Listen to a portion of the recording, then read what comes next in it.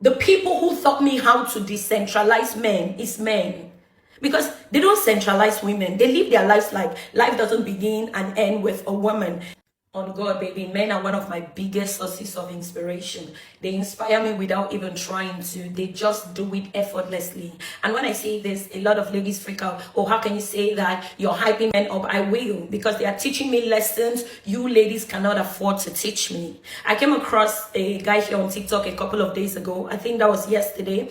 And he was saying men are the prize. I'm like, what the hell? He said men are the prize. That matter of fact, a couple of days ago in the Hallelujah Challenge, the dressing code was for people to dress like their miracle. A lot of ladies wore wedding gowns. That how many men did you see put on a suit that they were dressing like their miracles? And it's true. I began to ponder on it, and I'm like, for real though, when do you ever see men going from church to pray for a wife? When do you ever see men live like their lives begins and ends with a woman?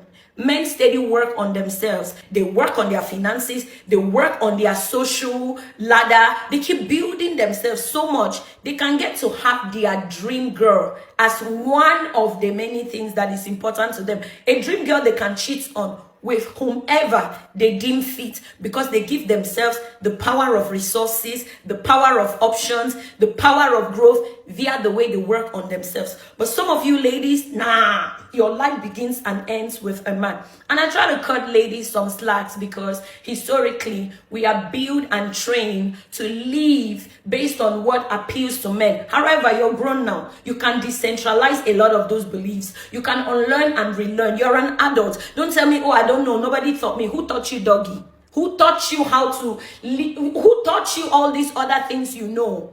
And just like a lot of you, I used to think I would already be married at this age. And I intentionally dated with that mindset. But then life happened and I'm not married.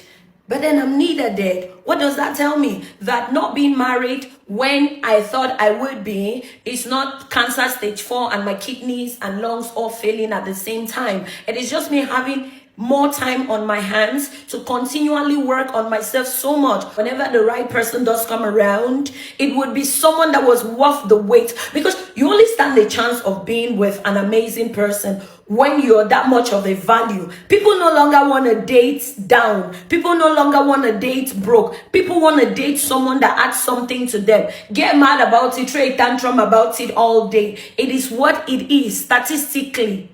That is what it is. So a lot of you ladies, all of this time you're using to go from church to be praying for a husband is when you should be working on your self-development, your finances, your emotional intelligence, your intellectual capacity, your high... You guys, men are the prize. I hope it pisses you enough to decentralize them and work on yourself so much that when a man does come around, it will be one that is worth who you've become. Otherwise, men will keep being the price in your life.